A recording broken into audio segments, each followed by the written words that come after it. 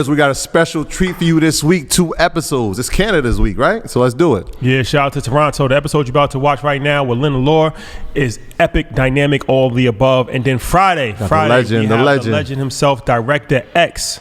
That is dropping 5 p.m. Eastern Standard Time on Friday. Special episode coming out this Friday.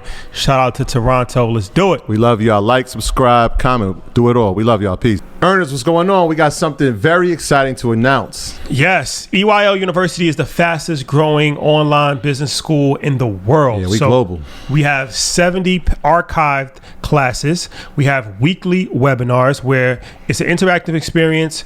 You get to ask the professor's question as he's actually presenting. It's all done over Zoom. And it also includes our private real estate Facebook group. It also includes access to our movie club, access to our book club, and real estate break bread session bi-weekly with MG, the mortgage guy, when he discusses a broad range of real estate topics. Yeah, you're getting all of that. So don't wait, don't hesitate, don't play yourself, reward yourself, invest in your education, invest in yourself. Head over to EYL University. Yeah, so we are running a special promotion right now for 40% off of the annual discount.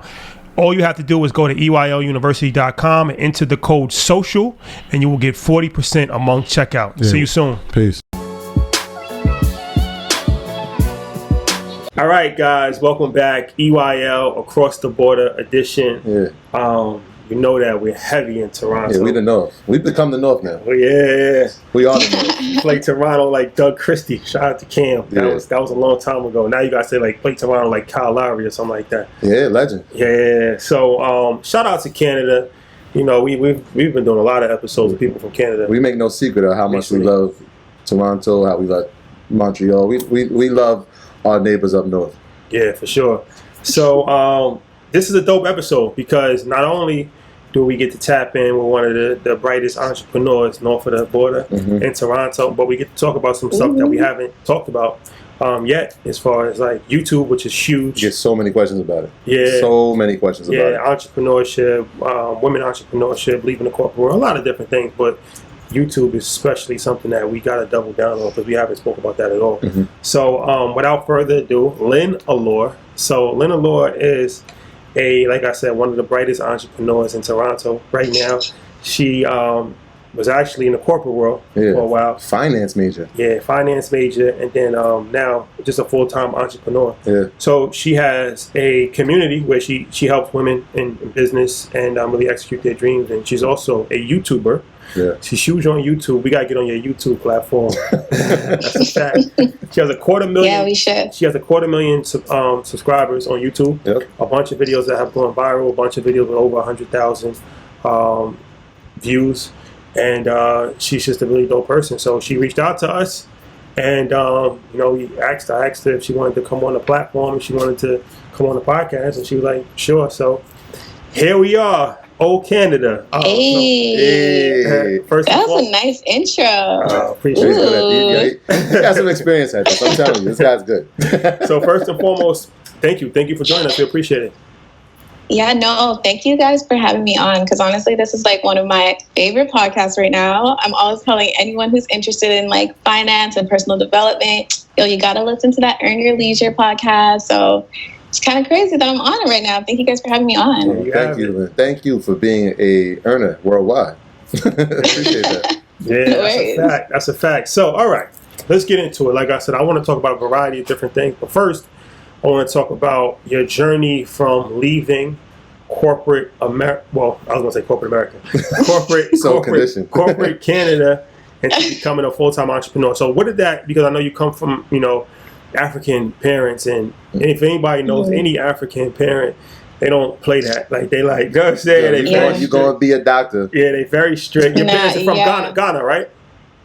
Yeah. Shout out to Ghana. Both my parents. We're gonna go to Ghana. Yeah, we got some special plan for Ghana. Oh no way. Yeah. We had a guest on, Kwame Anku, who has some ties there, and it was like, listen, we got to bring you guys to Ghana. They need to see this.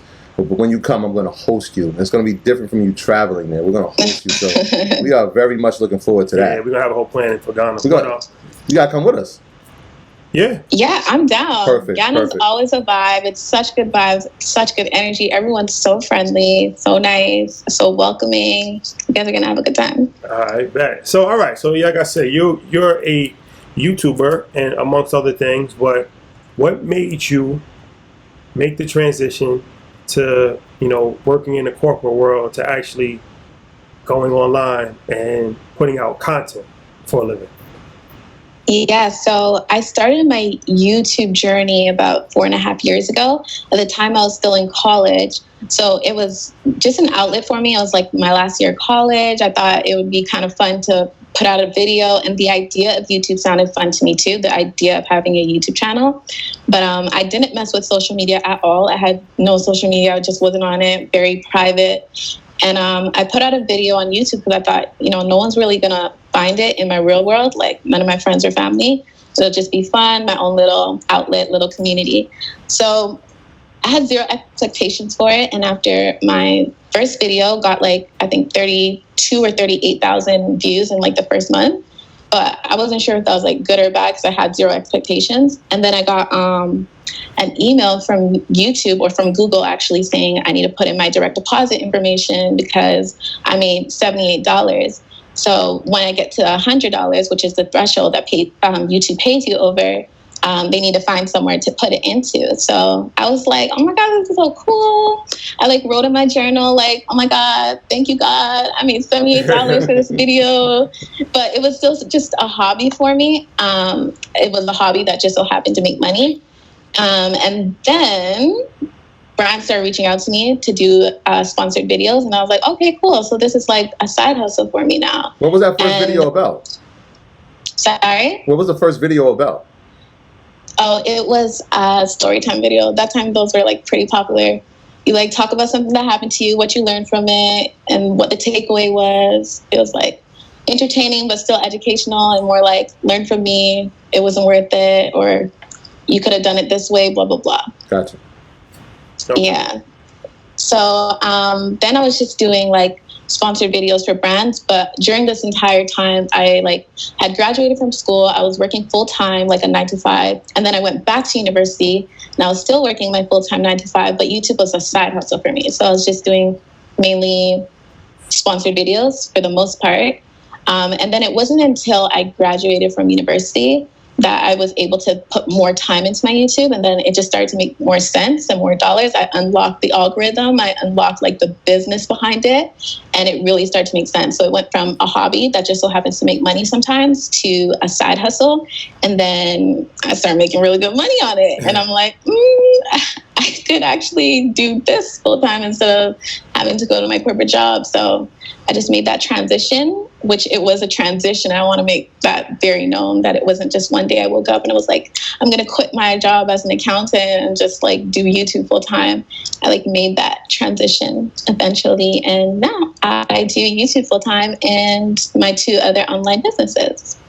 So yeah, like I said, I probably should have said this at the beginning of the show, but YouTube is something that everybody's aware of, but people don't fully understand. It's a real business, it's an industry. Mm-hmm. And especially a lot of kids, they only watch YouTube, and a lot of times people don't take it serious. They're just oh, you a YouTuber, or you just making selfie videos about stuff. But it's nah, people is actually out here making millions of dollars, and it's $1 billion industry, and brands are paying millions of dollars for people to advertise their products and promote their products, and people are selling products. So that's why I really wanted to talk about YouTube so much, because it's I don't think people fully understand the power of YouTube. So just to kind of give some background perspective on YouTube, it's the second biggest search engine online, second to Google, and Google actually owns YouTube. So that kind of puts things in perspective.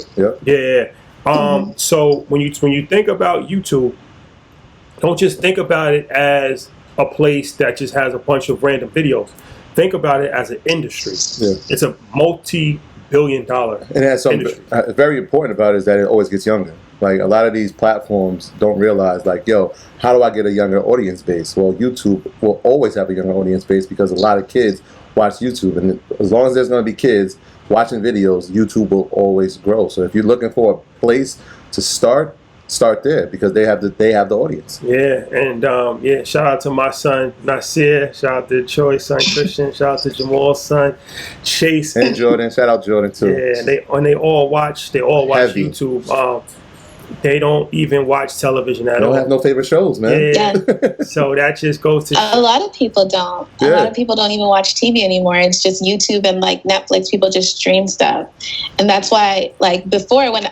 Even some of my aunts and uncles right now, like you can't tell them I do YouTube full time because they'll be like, what? Why? Like, are you crazy? You went through all this school. You're an accountant and now you do YouTube. Like that sounds madness to them. But like I've made more money on YouTube than I would have made in my accounting career for like the next few years. Let me not say a dollar amount. You know, the aunts and uncles might be watching. But yeah, it's one of those industries that like, it's only going to grow because people don't watch the television anymore. They're not sitting down and watching commercials in between your favorite show. Before you used to sit down, watch Fresh Prince of Bel-Air. There's going to be 3 commercials and you're going to sit there and watch all 3. They don't do that anymore. They're on social media. They're on YouTube. They're on Netflix. So if you can't pay to advertise with the big guys, you're going to go to influencers, and that's more influential. You're going to go to the YouTube channels where they already have an audience that's cultivated, and you kind of you can gauge your target audience through their audience, through the influencer's audience. So it makes more sense to go through a YouTuber or an Instagrammer than it does to put an ad on the television where you don't know who's going to be watching it. When you got that first $78, you saw like, wait, they actually are giving me money. I mean, did you come to a realization of how you were actually getting paid, or was there a process of you having to do like some research? Like, wait, where is this money coming from? I knew it was Google AdSense, but at the time, I was doing so many other things that I kind of didn't really care. I was like, oh, okay, I got $78. That's cool. That's probably how YouTube works, like AdSense revenue. I put out a video, I got paid. Cool, I keep it moving. But then it was when I realized that, oh, okay, it had to do with my CPM, and it had to do with where I placed the ads and how many ads I placed. That's when it like a light bulb went off. I'm like, oh, okay, so I can make money on AdSense revenue and get money from brands and then put my little links in the bottom, get my affiliate links going. So that's when it was a process, honestly. It wasn't like things just clicked and I was like, ooh, $78, how do I turn this into $780? I was just like, okay, like $78 is cool. Yeah. But I wasn't thinking too much into it. There was a lot of verbiage there. So CPM that's how much you're going to get paid for every 1,000 views. So we talk about that a lot when we talk about the audios. Is how much you're gonna get paid per 1,000 listens. YouTube, obviously, how much you're gonna get paid per 1,000 views, and it can fluctuate, which is something that we have to learn. Well, the cost per milli, I hear a lot of people say that because it kind of sounds, it makes sense but the CPM, the cost per milli, is actually not the cost per 1,000 views. It's the cost per 1,000 impressions on your video. So a lot of people think that though it's just your cost per 1,000 views, but it's the impression. So it matters how many ads you have there, and the CPM is determined by basically it's a good indicator to find out how much brands are willing to pay to put their ads in front of your video. So the CPM is determined by like I don't know if you guys want to get into this. We're about to go into it right now. Actually, that's what we do at Earn Your Leisure. So this actually is perfect because, you know, the thing with, like shout out to Max Maxwell. I remember he was saying like, you know, when he hit like 15,000 a month on YouTube, and he was like, how he looks at that is that's like, he does real estate. So he was like, for me, you know, he was like, you know, 15,000 a month, that's 5 investment properties. That's how he's looking at it. Like, that's 5 investment properties. All you gotta do is put out content though. You don't have to change the boiler. You don't have to cut any grass. So it's like YouTube. We couldn't do this podcast without having an episode about YouTube because it's like one of these situations where it's like a joke until it's not funny anymore. Yeah. Because it's like I remember a doctor I was watching. He went to like medical school and all that. And his last year in medical school, his last year as a resident, he quit to become a full-time YouTuber. And everybody was saying like, you went through all of this medical training and all that, you're gonna quit to do YouTube? And he's like, yeah, that's what I'm gonna do. And he's making like $500,000 on YouTube. So I think it's important for people to educate. So all right, let's break this down. Let's start from the very, very beginning, since you was already on the CPM. So CPM is how you get paid, right? So all right, yeah, can you explain that in detail as far as CPM? Because the good thing with YouTube is that they put ads in your video. It's not like, with the podcast, it's a little different on the audio side. So for us, we have two ways how we put out content: audio and visual. The audio is through Anchor, and that gets shipped to Spotify and Apple and all of the audio outlets. And Anchor kind of provides ads for us, but we have to try to get outside ad revenue as well. Where YouTube, we can get outside ads, but YouTube is always going to be ads there because they provide ads. Now, it's different what kind of content you put out because it's different CPM, but we'll go into that later. So and it's a CPM. So can you talk about CPM and kind of explain that to the people in layman terms? Yeah, so your CPM, which stands for your cost per milli, is the cost per every 1,000 impressions for every ad that's placed on or around your video. So you'll see if a video is shorter than 10 minutes, it'll only have one ad at the beginning, maybe an ad at the ending. But when a video is longer than 10 minutes, then you're able to place multiple ads throughout the video. So for those long skippable ads, as long as the viewer watches it for 30 seconds or more, that's an impression. Or those ads that you can't skip through, that's an impression. Those ads on the side of the YouTube video, if it's on there, that's an impression. The banners that show up at the bottom, if someone watches that, that's an impression as well. So for every 1,000 impressions you get on your video, that's your cost per milli. That's how much you get. That's how much you get paid for it. The thing about the cost per milli is that it's not determined by you, though. It's determined by YouTube. So it's basically how much ad payers or ad creators are willing to pay to put their ads in front of your video, in front of your audience. And it's basically an indicator to see how valuable marketers take your content, basically, like how valuable they perceive your content to be to help them with the business development and their business goals. Okay. So, and that's interesting because it's like what we found out that depending on what type of content you put out, that determines your CPM. So like us as a financial channel, our CPMs are a lot higher because it's clean content. Like, it's clean business content. So we're not cursing or anything like that. Whereas like if it's a music, if it's a lot of cursing, they can have potentially way more subscribers, way more views, but their CPMs might be like $3. So to give you an example, our CPMs usually range from, what's the CPM price for us? Our average right now is probably like 35, but we had some that go up to like 70. We've had some that are 112. So it really, like you said, just depends on the type of content and how clean it is and how many people are watching. And if it's dirty content, I don't want to say dirty, but if it's like cursing and stuff like that, they could demonetize it and not have anything on it at all. So people gotta realize that. So like you gotta when you really get into this YouTube thing, you gotta really like dive in and do YouTube Studio. I would recommend that highly, and study the analytics. So like a lot of times if you'll see that money sign is yellow, that means that you're not monetizing the way. There's something in your content that is causing it to not get the ad space that it's supposed to. And then another thing is like a lot of times people don't realize that they don't turn on their ads. So like you can put on start, you can put on in the middle, you can put on at the end. You can actually place your ads where you like. So a lot of people don't realize that, and it's a gem because it's like, the more ads you have, then there's more revenue.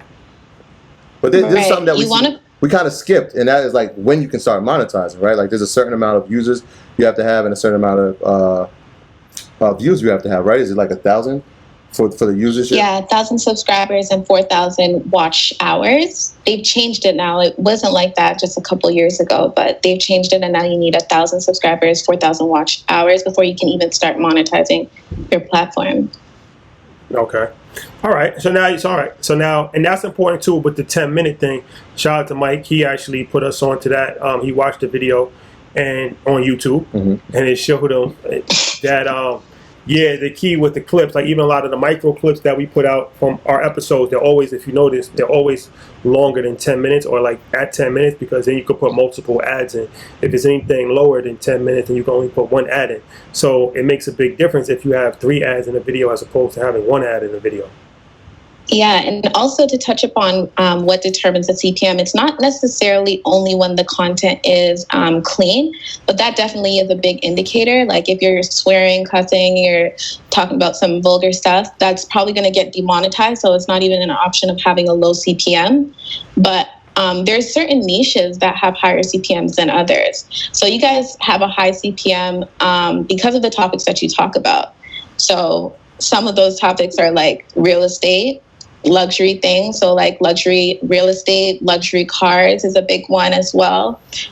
Gaming is big as well, but it depends like what niche in gaming. I'm not a gamer, so I wouldn't be able to like indicate too deep, but finances, business, credit, just basically, Amazon FBA, that's another one. So it depends on how much the advertiser is willing to pay. They're not willing to pay to put their videos in front of like pranks and like couple channels.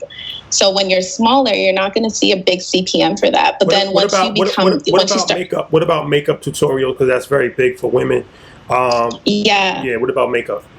So the CPM on that isn't necessarily high until you start ranking. So like for prank channels, family channels, makeup channels, because it's a kind of saturated industry, I guess, but it's very popular. So once you start ranking and you have a very loyal not customer base audience, then the marketers are like, okay, I would pay more to put my ads in front of their videos and stuff. So it depends on how large your channel is. When you're first starting out and it's a like beauty channel, fashion channel, prank channel, you're not really going to see large CPMs because there are so many people doing that, and advertisers aren't necessarily willing to pay for content like that in the beginning when you're just starting out.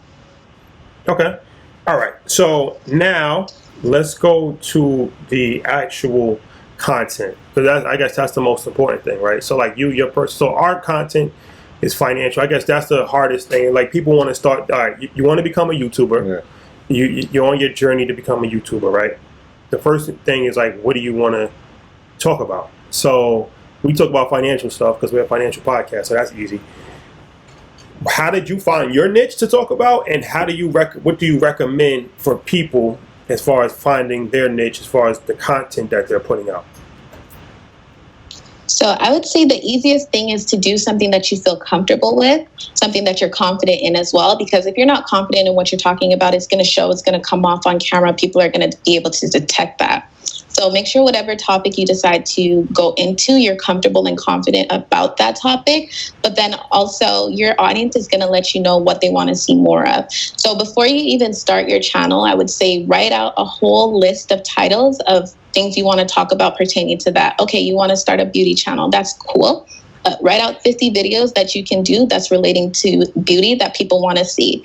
If you can't come up with 50, it's probably a topic that you're not that interested in and you're not that confident in. Then you should probably try and find something else that you are actually interested in. So I'm not putting out a prank video. I'm not putting out vacations with the kids. I'm not putting out how to cut hair. It'll be all over the place. I do those things, but it'll just be all over the place. Right. Yeah, no, you want to choose a topic and then try to find videos that surround that have to do with that topic, and don't make it too wide of a range. Like, especially in the very beginning, nobody knows who you are and they don't want to see every single component of your life because unfortunately, like, you're not that relevant to them. So it's nice that you have kids. It's nice that you like to shape up your beard and stuff. But like someone who comes on your channel and they want to see you hanging out with your kids, they're probably a dad with kids too, and they relate to that. But they might not have the same, grooming procedures that you do. They don't want to see the next video to be you grooming yourself. Like, it's not relevant to them. So you kind of have to keep a consistent theme because it confuses your audience. It confuses your subscriber. They come to your channel, they see one video that's pertaining to your family life and your kids. Then they go look for another video that has to do with that, and there's nothing else. Or maybe there's only one, and it's the one that they just watched. They're like, okay, this was nice. This was cool. He's a nice guy, and they keep it moving. But you have to have consistency in all of your videos. All right, there you have it. That's the basics. On the next segment, we're gonna go into how to really pop off and become viral. You got to become viral these days for sure, and just some more hacks and useful tips about getting popping online. So yeah, we're going to that next. All right.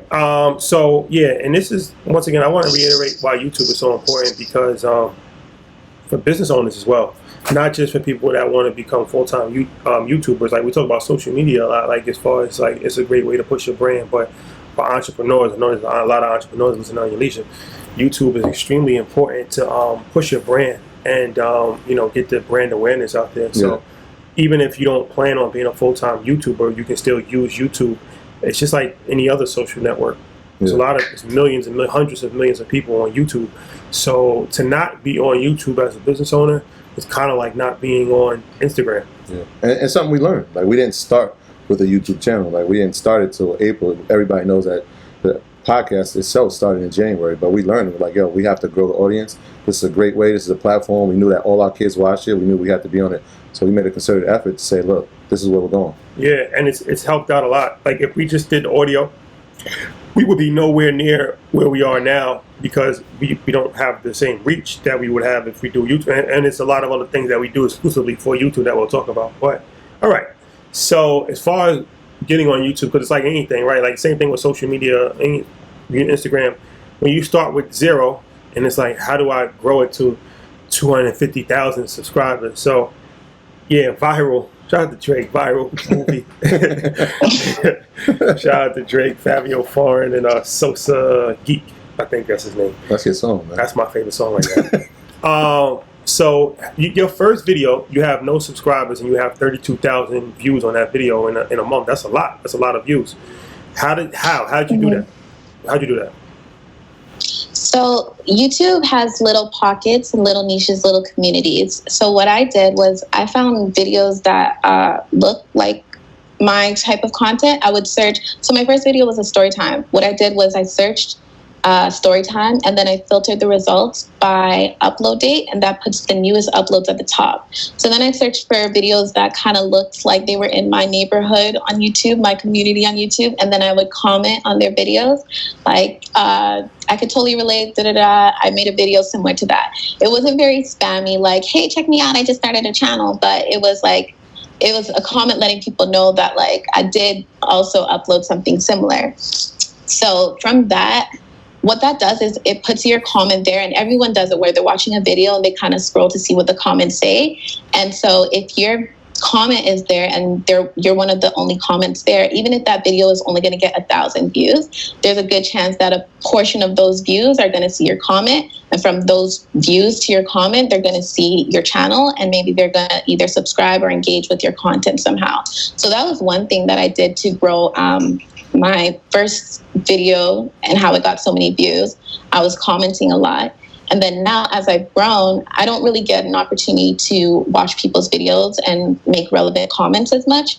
But I'll watch my videos on incognito and see what shows up that's similar to my channel and how I can put my spin on it and do it better. Because when I watch it on incognito, there's no bias there. There's no other channel history. Can you explain that, incognito? Yeah, so incognito is just browsing in private mode. So on Google Chrome, it's called incognito, and in Safari, it's called private browser. But what that does is it doesn't warp the search information. So there's no bias. When you watch a video and you're signed into your profile, YouTube is recommending videos for you based off of everything that you've ever watched on your profile. That's why you'll watch like one cleaning video, you'll go back to your homepage, and there's like 4 other cleaning videos recommended to you.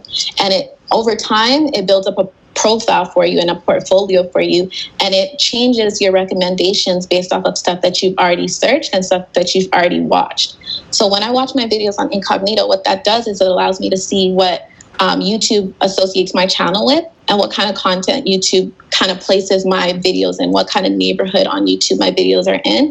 And that kind of gives me more of an idea of the type of people who watch my video and what they're interested in more, along with, of course, my analytics. I do watch my analytics and see what my audience likes more of. I listen to the comments, but that's one way that I get to see what the YouTube algorithm associates my channel with.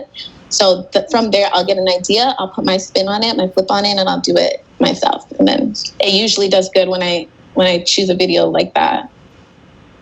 Okay. Algorithm. Can you talk about that? The YouTube algorithm? Yeah. So the YouTube algorithm, because it's a business, right? YouTube, they're just interested mainly in like watch time and dollars. So they tend to push videos that have high CPMs, so videos that get them more money, and then high watch times as well, and high engagement. Because what YouTube wants ultimately is watch time, and they want their viewers to stay on their channel or on their platform. Because if you're not on YouTube, you're on something else. You're on Hulu, Netflix, maybe Instagram. You're like on another platform. So what they want is watch time and engagement. So if you upload a video and in the first few minutes or first few hours, I should say, it's doing well, the algorithm is most likely going to push you some more. So that's kind of like a tip behind your algorithm. Like in the first hour, you should probably be commenting back to comments and stuff like that, and trying to boost up that engagement within the first hour. Can we talk about your viral video?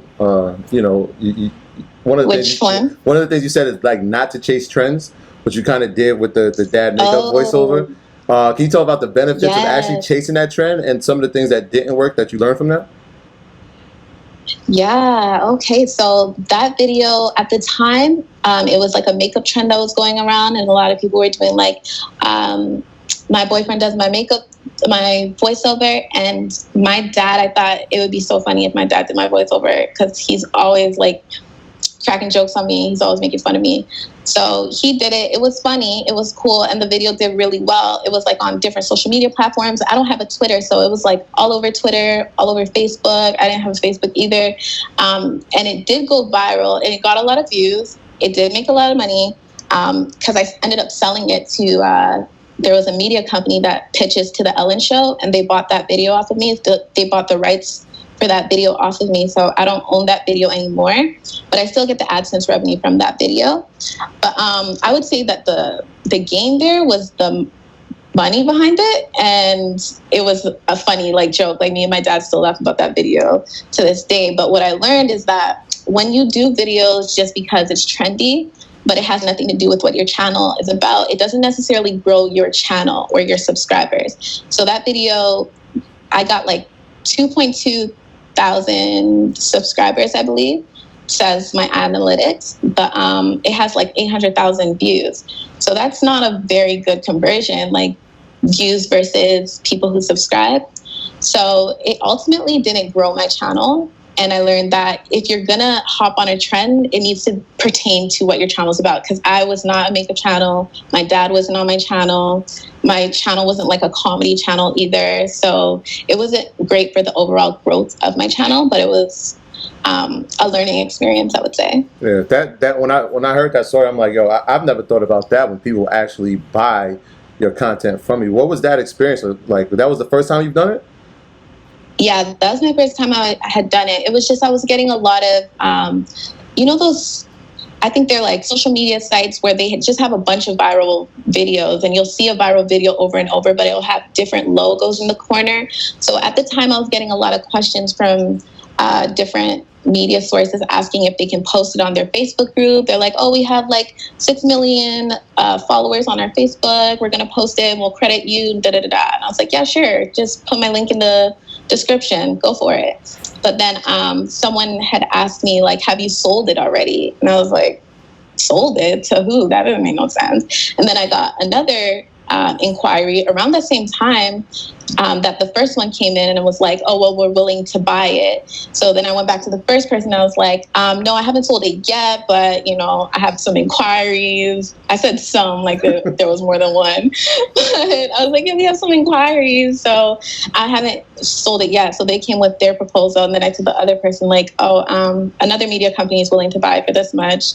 So then the second one ended up having a better price, and I just sold it to them. But the funny thing was that all of that happened like a year and a half, maybe 2 years after I'd already posted that video. So it was weird because the traffic had already died down on that video. Like I had already made my YouTube AdSense money on that video, and it was like dying down. So I guess some other media outlet picked it up, and then it went viral, and like it was kind of a different community, really. It wasn't like the audience that had seen it prior. Chance, another EYL alumni, he had a post on Instagram a few days ago, and he was like, a lot of viral videos don't go viral for like 2 to 3 years or even 5 years after it actually comes out, whether social media or... So you never know. It's like, don't give up on content, because you might think, this just flopped even Mickey Facts, we had him on. Shout out to Mickey Facts, and he had a video that went viral on Instagram when he was rapping Funk Flex about financial literacy, and he was like, when he first put it out, it didn't really get traction, and then out the blue, like earlier this year, it just started blowing up on like a lot of Black financial literacy pages. Just so you never know. But I want to ask you about that video because you put that on YouTube and I saw it, and when you did it, you showed like the clip of it of the analytics. So on the clip, I actually saw the asset revenue that you made was like $68,000 from that. It's on there. Right. It's on your page. So. He's like, I'm not exposing private. It's kind of what we do. So is that something like is that like something like, all right? So you made 68,000 on a video that had like how many views did it had? 900,000. 800. Yeah, it was like 800,000. So that's like typical for like a million. Obviously, it depends on CPM and all of that. But like, what was the CPM for that video? Ooh, I'm not sure what the CPM was on that video actually, but that was over the lifetime. So that was when I posted it. I think was that 2017, I think I posted that, or maybe 2018, but it was over the lifetime. So from the moment I posted it to the current like day that I screenshotted it. So over time, yeah, that's how much it made. I think it was because of the timing too, because I posted it closer to the holidays, and when it did go viral, it was during the holidays when AdSense revenue is the highest. But yeah, once it starts gaining a lot of traction and it starts going higher, I noticed that the CPM starts jumping higher and higher. And so that's why I ended up doing so well. But I've noticed that it doesn't necessarily matter what your subscriber count is, or even what your channel size is or anything like that. Because some people, they'll post a video on like how much they made on YouTube. And I appreciate the transparency. I respect it, honestly, because someone had posted how much she makes. And I think she has like 1.4 million subscribers. And she had said that she makes like on average about $4,000 a month. I was like, this don't make sense. Because when that video went viral and I was making a lot of money off of it, I wasn't even at 20,000, I don't think. Like my channel was pretty small. So it doesn't necessarily matter what like your subscriber count is. All of that's predetermined by YouTube. And I try to tell people when they're thinking about making that transition from being an employee to being your own boss full time, and like you're using money from YouTube to try and like forecast your budget. I always tell people like you don't really have control over the CPM, because it's kind of like you're putting out a product. You don't know how many people are going to buy it, and you don't know what you're going to sell it for either. You're just putting out a product, and whatever money you get, you get. And it's not like you can go back to YouTube and go tell them like, actually, you guys told me that I only had 5,000 impressions on the ads this month, but I went and asked my viewers and they told me actually they all watched it. Like you can't go back and dispute it with YouTube. If they tell you that's how much you're making, that's how much you're making. So I wouldn't know why it made so high, but it did, and I appreciated it, and I took it. But I always take AdSense revenue as a bonus. So I don't rely on AdSense revenue because that just puts you in a very vulnerable place with your finances. And I don't know about anybody else, but I don't like being vulnerable with my finances. I like to be very calculated and very like precise. So yeah, it's kind of a toss-up. You don't know why it made so much and what the reason is.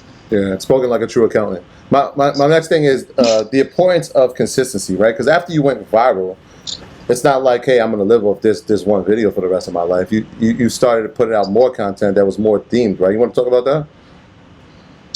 Yeah. So after that first video, actually, it was still a side hustle for me because my main priority was always finishing with uni and like my 9-to-5 career. So it was still a side hustle. I think after that video, I still was putting out, I wasn't very calculated with my videos.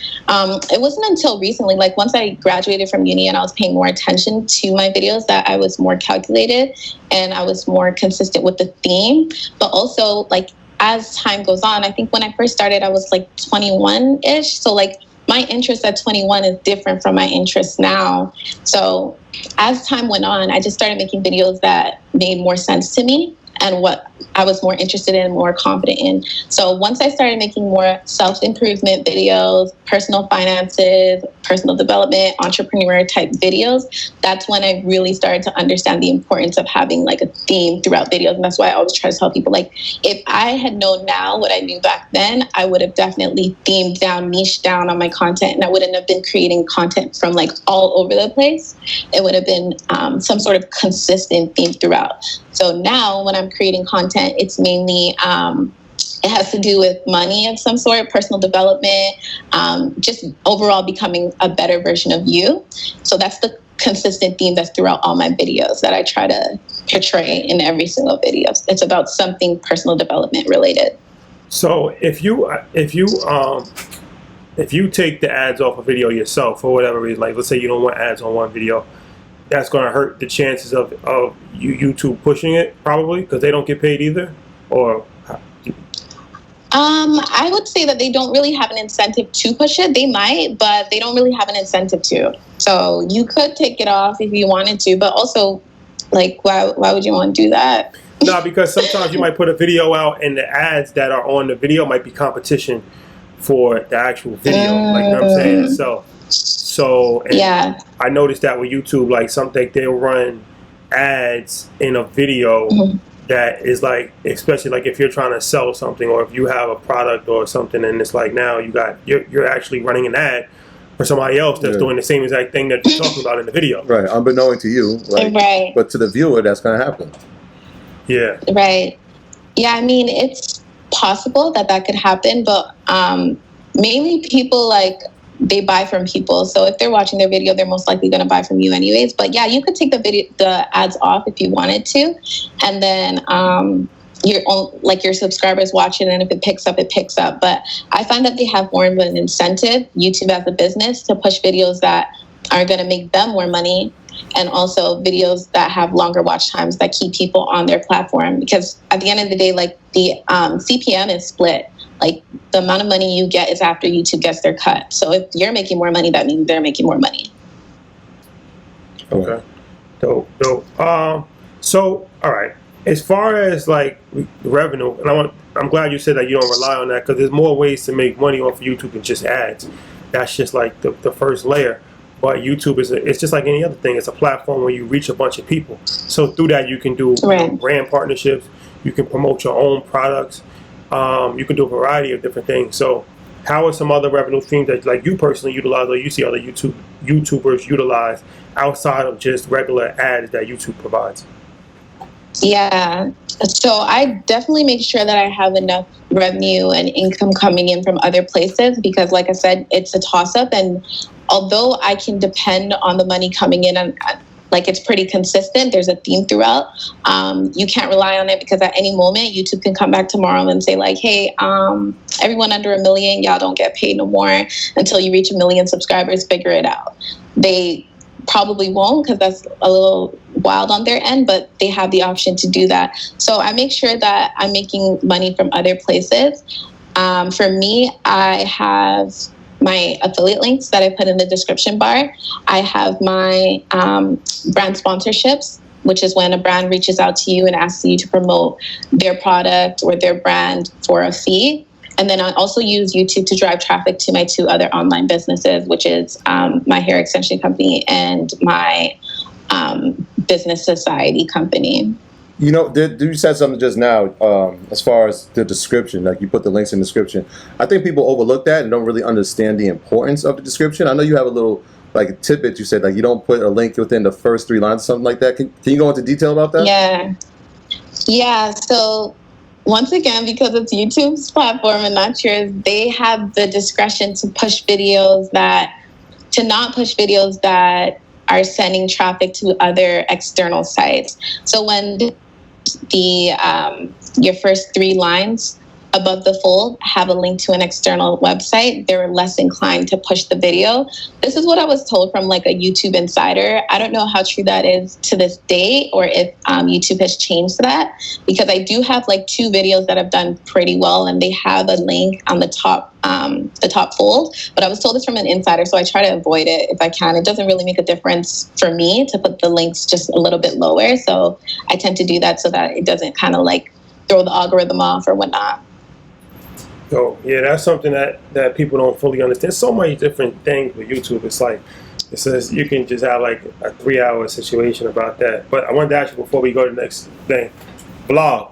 A lot of people are doing vlogs, and even us on your leisure, some people say like we should do vlogs and things of that nature, like a video vlog, like just a day in the life. So how do you think that's a good idea for like people that have like if they're putting out consistent content? Because some people say like the vlog allows people to see like the personal side of you, and it touches on different things, and it's like a your own reality show kind of. So what's your thoughts on vlogs? So I think vlogs are a good idea if you're trying to be a vlogger or if you've already established an audience, because ultimately this generation, we like solution-based content. That's what everybody's after right now. You're after me, everybody. Like when you watch a video, you're trying to gauge something from it, right? So if you're making content that is even like family vloggers, you know, when people watch that, they feel like they're a part of the family. That's the value that you're getting from it. For people who do hair tutorials, that's the value. You're teaching people how to do their hair. Makeup tutorials, you're teaching them how to do makeup. But like, you don't have to be teaching anything if you're providing some sort of value. If you do comedy skits, that's the value that you provide there. Your people are coming to your videos for comedic relief.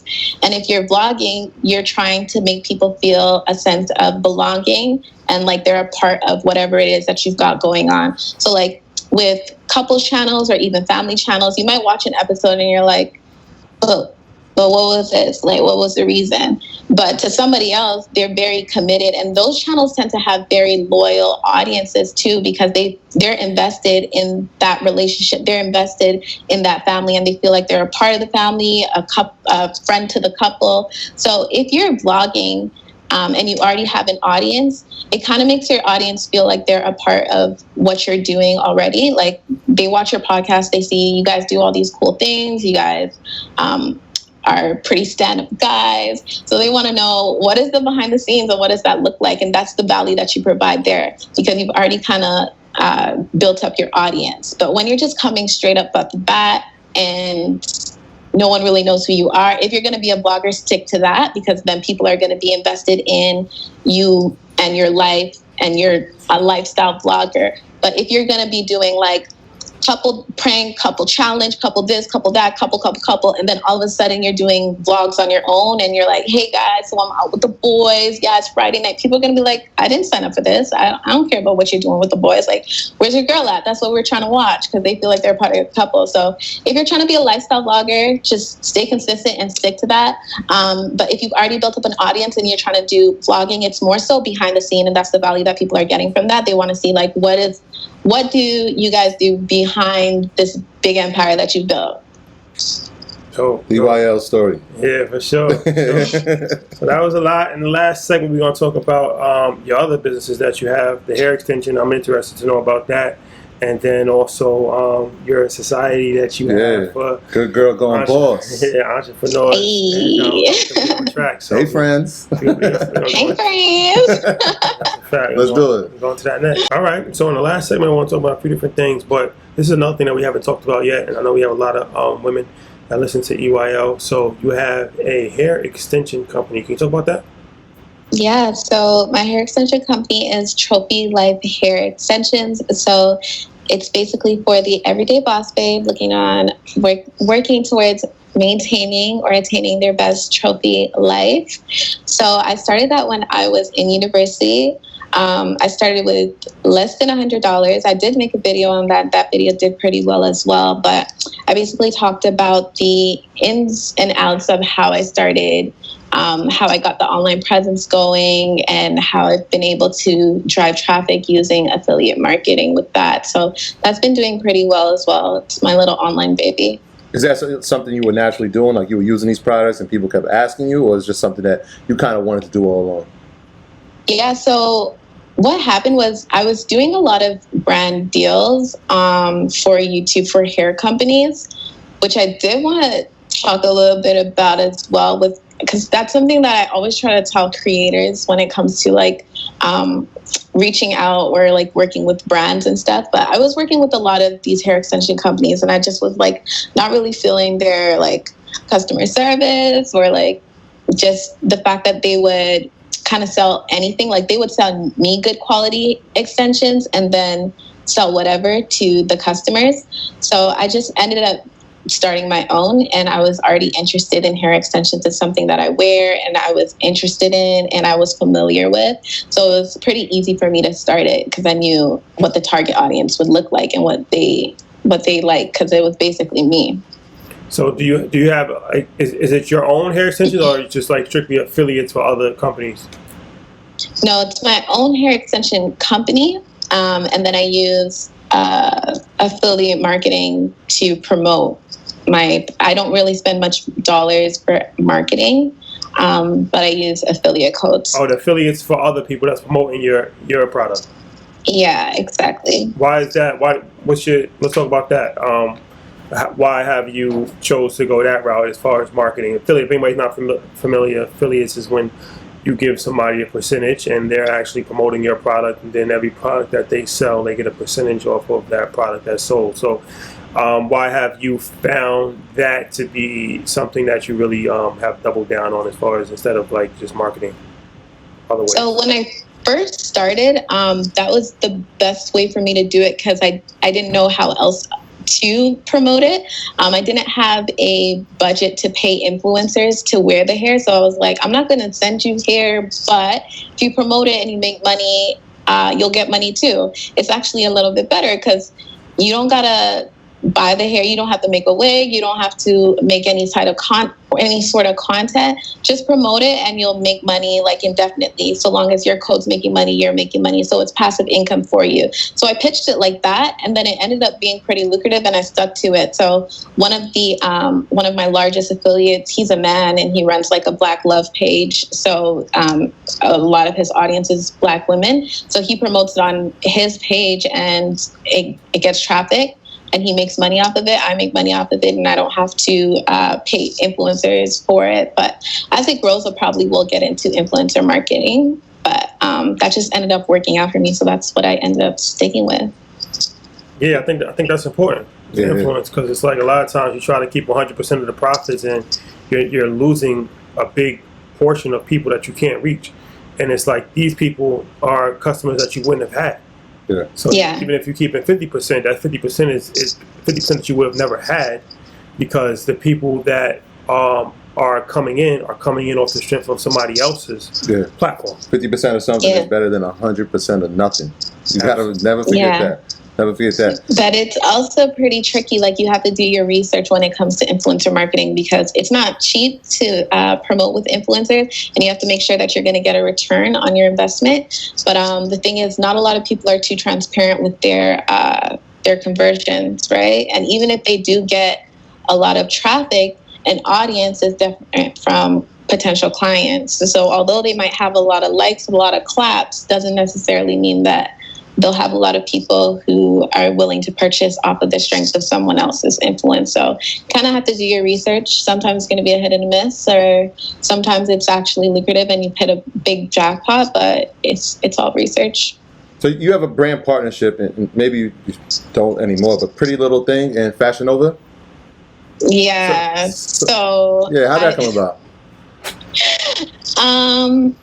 So my first video I did with Fashion Nova. At the time, I think I had like 10,000 subscribers. So I ended up doing it with them for free, my first brand partnership with them, because at the time I like never shopped at Fashion Nova before.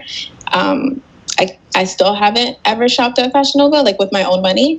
But I wanted to try out their clothes, and my channel was smaller, so I ended up doing it for them for free. And then as my channel grew, I set out my fee, and they weren't able, initially they were able to meet it, so we were doing a few videos with my fee, and as I grew some more and my fee grew, they were like, nah, we don't have the budget. I was like, all right, I'm not gonna work with you no more. So I don't work with them anymore. I still work with Pretty Little Thing though.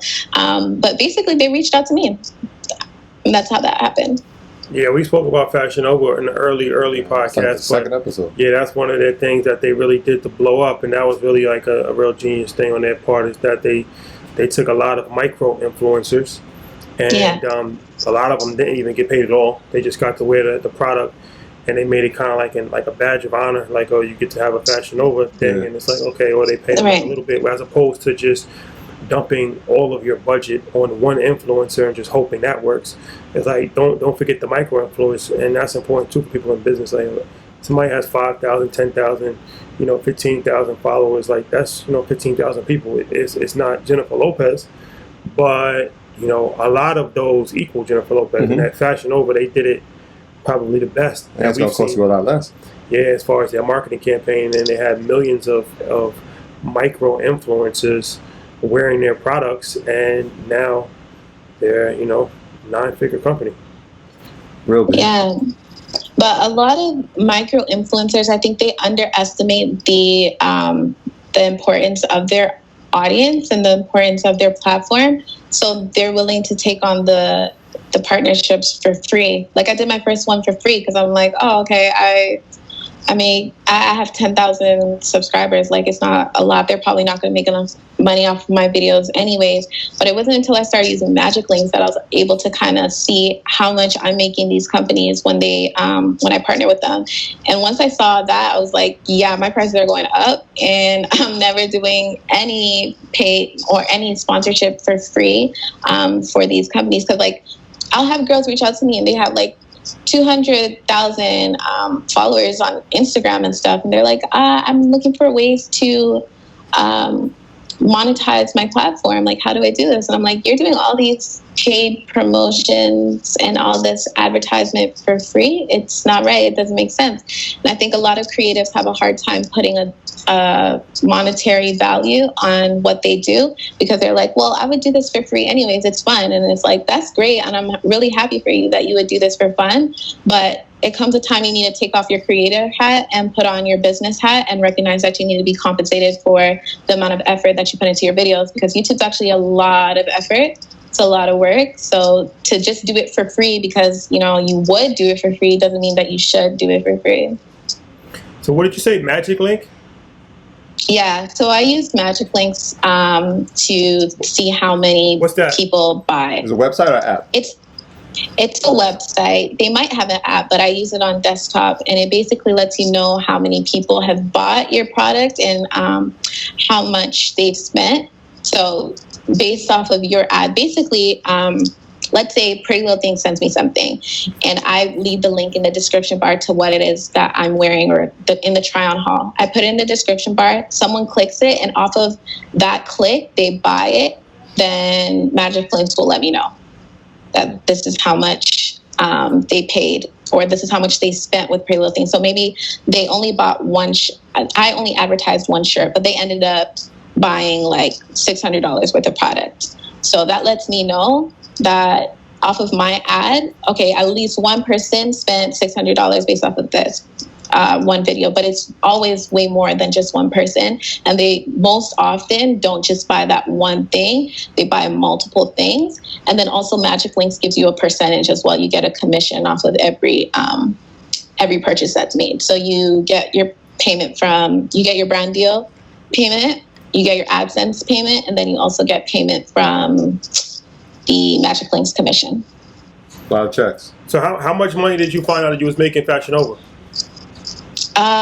Well, Fashion Nova isn't on Magic Links, but in comparison with, because that's another thing with Magic Links, it's only for certain websites and certain retailers. So they're not on Fashion Nova. Fashion Nova isn't on Magic Links, but at the same time I was doing Fashion Nova, I also was doing Pretty Little Thing. So I was able to kind of gauge and get an understanding. I'm like, okay, this is probably a ballpark around how much I'm making Fashion Nova based off of what I was making on Pretty Little Things. Okay. Yeah, speaking of platforms, let's talk about... I don't even think I answered that. It was a few thousand per video, but in the 5-figure range. 5 figures? Mm-hmm. Take that. So let's talk about platforms, and let's get into Good Girl Going Boss Society. Can you tell us what this is all about? What's going on with this? Yeah, so it's a personal development and business support members only society. So it's basically going to be 3 components. It's community, it's also resources and tools, and then it's education. So there's going to be live webinars and Q&As and workshops with industry professionals across different industries to help people develop in their business and also develop personally as well. It's something that since I started YouTube, I've kind of been getting requests to do, but as of lately, when I really started making the more personal development type content, I've gotten a lot of questions to do and requests to do. And initially, I was so scared to do it. I'm like, that's so much responsibility. I don't want to take that on. But, I thought about it, prayed about it, did my research. And through research and, educating yourself, I was more confident in what it is that I could provide. And I'm really confident in the value that it's going to provide, because I understand the value of having a community when you're trying to do something. That is like, you can't even put a dollar amount on like having people around you who are doing the same thing. So when I first started and I was making money online, all of my friends were not checking for it. No one was checking for it. My family definitely was not checking for it. They thought like, why you keep playing on this internet? You're so annoying.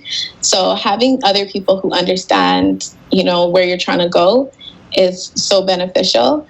So now that, I'm making money and I'm making certain moves financially for myself, I bought my house at 25. People are like, how you bought a house at 25 and you just like graduated from school not too long ago? I'm like, the internet. I was making money on the internet, people. Like now they're trying to listen and now they're trying to pay attention. So it's so important to have people who understand where you're trying to go, and you can bounce ideas off of them. You can refer to them for advice and just community. There's like so much benefit and value in that. No, it's extremely important, and we see that with EYL University. That's our online educational platform, and like our private real estate group is crazy because it's like it's turned into just just everything, a discussion board, and people go on there on Facebook and they talk about stocks, they talk about different, and they ask questions like, "Hey, I'm trying to get my house remodeled. Do you know any construction?" And then it's just like, so it's just turned into like that's extremely important as far as that building that community. And especially if you're trying to figure things out by yourself, a lot of times you're going to fail, because even if you have all the information, you don't have the support. So the online communities is extremely, extremely dope. So is this going to be for only women or?